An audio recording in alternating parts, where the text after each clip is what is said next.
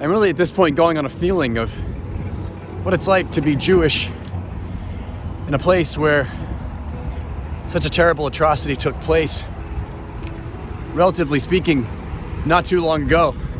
Here I am with the love of my life. For almost a decade, she was the one that got away, but I won her back. I did need to move to Europe, because that's where she's from. In fact, this is me back in July, in the middle of a pandemic, flying from JFK in New York to the Netherlands. Now I have her, a cat, a bike, and maybe most impactful, her 2 kids. I'm a stepdad in a foreign land. This is my life. Okay, so I figured what better place to start this video series than right here at the Spoorweg Museum, which is the railway museum here in Utrecht. It's actually the Dutch National Railway Museum, which has been here since 1954. It's really quiet here, and ordinarily it would not be like this in the middle of the day during the week, but unfortunately due to coronavirus measures, that's the reason why it's so quiet. It's also the place where 1,500 plus Jewish people from Utrecht were taken from here by train to Kamp Westerbork, which was a labor camp here in the Netherlands, and then from there further east to the extermination camps. Even saying all that and standing here right now as a Jewish person in 2021 is a very powerful feeling for me. And to know that it's only that I'm separated by the dimension of time, that I'm not in danger because of who I am. My Jewish identity is something that I want to explore, not just for the sake of looking into the past, but also to help us contextualize what's happening in the world today, particularly with the rise of the neo-fascist movements around the world. And here, just behind me, is the memorial that was erected only a few years ago in the fall of 2015. Of the 1,600 Jewish people from Utrecht that were taken away between 1942 and 1943, only 400 returned. This wall memorializes the ones that never came back. It isn't the easiest thing to sit here and to know that just behind me is a list of over 1,000 people that were persecuted for who they were. That happened here. I have to keep telling myself that it happened right here.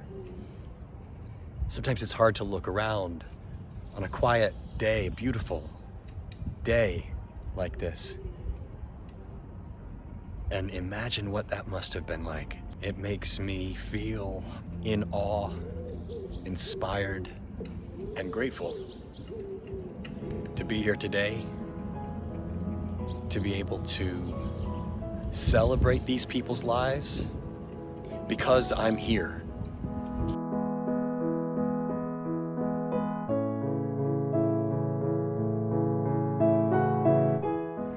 So as the day is ending and the sun is starting to set, I thought I would bike over from the Transit Museum to an area that actually regularly is a pretty constant reminder of what took place here long ago.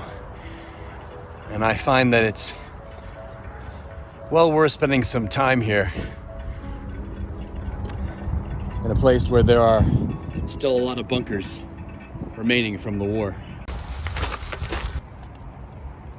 So when I first got here to the country back in the summer of last year, I started to notice bunkers like the ones you see here, and that are spread out across an open field like this. And as you can see, there's actually a sort of a pathway that they've built that sort of takes you around the bunkers to see them. And I started asking around what is the meaning of these things? And I became very, very quickly aware that these have been here since the wartime.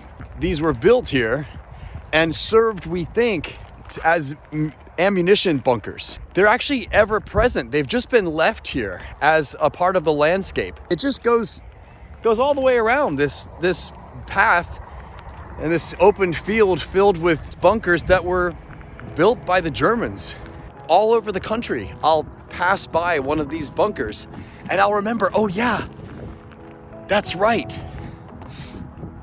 And it's this constant visual reminder of what took place. One more thing, as I'm walking around here and filming all of this as much as I can to show you guys, I'm really wishing that I had a drone to show you this from above. I should get a drone. I'm gonna get a drone. In case you're wondering, the flags, the red flags outside each of these bunkers contains a number. So they've numbered the bunkers as we're going around. So amazed at such a beautiful day and walking amongst these bunkers that are such a painful reminder of what took place here, right here, less than 100 years ago.